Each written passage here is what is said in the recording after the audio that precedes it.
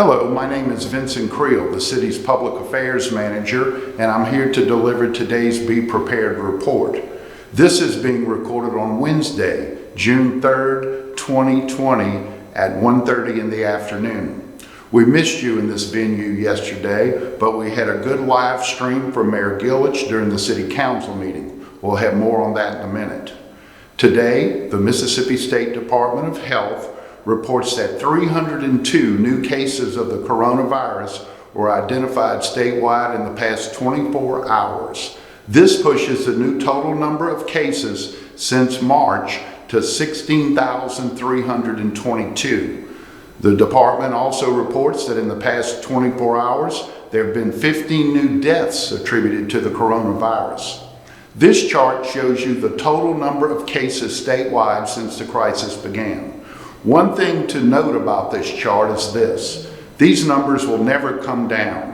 This is the total number of cases and deaths. One number that also bears watching is the total number of new cases throughout the state over a 14-day period. Here's that chart. In Harrison County, 2 new cases of the coronavirus were reported in the past 24 hours and no new deaths. This brings the overall county total to 265 cases since March and 7 deaths. This chart shows you the 14-day look and the trend in Harrison County. One number that Mayor Gillich continues to watch closely is the trend, or the average number of cases. You can see that number was as low as 1.5 on May 27th, a week ago today. And over time, 26 new cases pushed that average to 3.07. The number has come down to 2.93 today, but it's again one Mayor Gillich continues to watch. In Hancock County, the State Department of Health reported a decrease of 1 case from yesterday for a total of 90 since day 1. And Jackson County had 1 new case in the past 24 hours, bringing its total to 309. Also, 1 death was reported in Jackson County in the past 24 hours. Mayor Gillich gave the City Council a COVID-19 status report during the City Council live stream on Tuesday night. Council members also made a number of comments, and the meeting even had a group of young people carrying signs. You can hear the mayor's report, the council members' reports, and see the signs right now on the city's YouTube channel. To go there, visit the city website, click on the YouTube icon on the top right, and go to city council meetings. I think you'll find it very informative. We also want to thank the pastor Chadwick Kraft and the Pentecostals of the Gulf Coast for visiting City Hall yesterday. One other thing that you should be aware of: there is now a tropical storm, Cristobal, that is expected to be in the center of the Gulf of Mexico, south of Louisiana, on Sunday morning. This map from the National Weather Service shows Cristobal and the core of uncertainty through Monday morning. Now, Mayor Gillich has cautioned us against alarming anybody, so please know this: this is no cause for alarm. Continue to monitor local weather reports. Read the storm and flood information that you should have received on Friday or Saturday. It tells you everything you need to know and do. Right now, the message is monitor weather reports. Make a plan and work that plan. The good news is, in that June issue of B News, the city's monthly newsletter that arrived in your mailbox on Friday or Saturday, we gave you all the timely and easy to understand storm and flood information that you could need. Just follow the playbook and you'll be fine.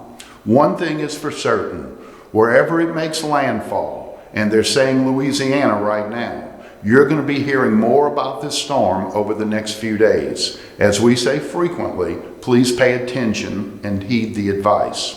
We also remind you of the basics on COVID-19. Frequent hand washing and social distancing remain the rules of the day. Incidentally, we appreciate the growing audience for these Be Prepared reports, which we've been doing since March 22nd. More than 60 of them, with an audience that is now between 7,000 and 8,000 on most days. A few weeks ago, we transitioned to Monday through Friday reports. Mayor Gillich has now authorized us to transition further to perhaps a Monday, Wednesday, and Friday schedule, which we will look at next week. Our ultimate goal is to end up producing a weekly public affairs program each Friday with a weekend preview. This will replace the weekly City Desk podcasts that we discontinued some time ago. We'll keep you posted. We leave you today with an encore of a special video about our little city, and quite frankly, it explains how we got where we are today. That's today's report. Stay safe, and we'll see you again tomorrow.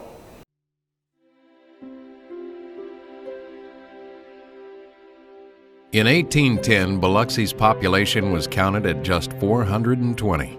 A year later, after a century of French, British, and Spanish rule, Mississippi became the 20th state in the Union, and Biloxi began to grow. As Biloxi became a popular summer resort, the Mississippi Gulf Coast became known as the American Riviera. By mid-century, Biloxi had become the most important of the Gulf Coast's resort towns. Then, in 1861, Mississippi seceded from the United States. The Civil War had begun. After the war, recovery along the Gulf Coast was slow, but picked up momentum with the arrival of the railroad in the 1870s. Tourists began to return, and distant markets were opened up for a burgeoning new industry, seafood. By 1904, Biloxi was known as the seafood capital of the world. With the demand for labor high, Polish, Acadian French, and Slavic workers came to work in Biloxi's seafood industry. As the seafood and timber industries boomed, this rich mix of cultures was joined by Greeks, Irish, Italians, African Americans, and after the late 1970s, Vietnamese. A wide variety of traditions were born of this diversity. Through the decades, many cultural organizations have regularly held celebrations with contests, food, music, and dance. Mardi Gras, the oldest and most popular celebration, began in 1891. It was held sporadically until 1908, when it became an annual event, with the crowning of the first king, d'Iberville, and Queen Ixalib, Biloxi spelled backwards. I've known Mardi Gras all my life, and we were always getting prepared. And then on Tuesday morning is when all the excitement and fun began. My daddy would get up at the crack of dawn, we'd load his car, and then he would go out to the boat for King d'Iberville Landing. And then, of course, my mother and my sister and I, we were in charge of the maids and the queen. For many years, the Biloxi Firemen's Parade, now known as the Biloxi Firefighters' Day Parade, was Biloxi's second most popular event. In 1888, with Biloxi's seafood industry thriving, the first schooner races were held. The races, a weekly event, gained national attention and were held until 1933. Overflow crowds cheered from the Biloxi Yacht Club as the white-winged queens vied for the winning prize, a keg of beer. From 1922 to 1934, the Biloxi Elks Club sponsored a 4th of July celebration that featured bathing beauty contests and sailing races. Sailing regattas were held throughout the summer, some lasting for several days. As in antebellum days, hotels offered boat excursions up the rivers and to the islands, aboard boats like the Pan American Clipper, and later the catboat Gigi, designed and built by Henry Fountain of Biloxi. In the 1950s, Biloxi eccentric John R. Guillotte, known as the Hermit of Deer Island, would row out to meet the excursion boat Sailfish, where he would serenade the tourists on board. Since 1929, the annual blessing of the fleet has been held at the beginning of the shrimping season. As the decorated boats pass in parade, the Catholic priest blesses each one and prays for the safety of the fishermen and for a good catch. And since 1948, the annual deep-sea fishing rodeo has attracted anglers from all over the coast to compete for cash prizes. During the early 20th century, Biloxi continued to grow. Electricity, a street railway system, and telephone service were added. A paved highway was built along the beach, and in 1928, a new seawall was dedicated. More hotels were constructed as tourism increased. After World War II, Biloxi once again became a popular vacation destination. Keesler Army Airfield had survived demobilization to become Keesler Air Force Base, and as other bases closed, Keesler's population grew. Engineers transformed Highway 90 into a 4-lane highway, and at the same time, sand was pumped from the Sound to form a 300-foot sloping beach as a buffer to the seawall. The white sand beach quickly became a tourist attraction for those coming in droves on the new superhighway.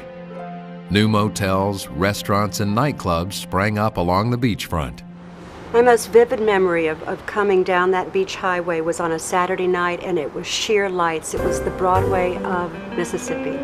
There were so many places. Music abounded here on the coast. Two well-known spots were Gus Stevens' Seafood Restaurant and Lounge and the Cabana Beach Motel's Fiesta Lounge. Stevens booked big-name entertainers, and some entertainers who were relatively unknown at the time. The first star that I really remember was Dave Gardner. He was sort of the Southern Lenny Bruce. He, in his heyday, would draw more people into the nightclub than any other performer. There was standing room only when Dave performed. There were others like Mamie Van Doren and Jerry Van Dyke and Jane Mansfield, of course, and then Gene Warren, the Four Mints. So there are a lot of people that actually started on the coast here. There are many singing groups that began with Dad. Tex Ritter sang at Dad's restaurant, Mickey Gilley, Elvis Presley. Actually, Dad met him and told him he would never make it in the business. Size Place, an inland nightclub popular with the locals, brought in Hank Williams Sr., the just-beginning Elvis Presley, and Jerry Lee Lewis, who, in keeping with his onstage style, practically tore up the piano. During this time, Jimmy Love Jr. began marketing his White House and Buena Vista hotels as potential convention centers. Others followed his lead, and Biloxi became a convention destination as well as a mecca for tourists.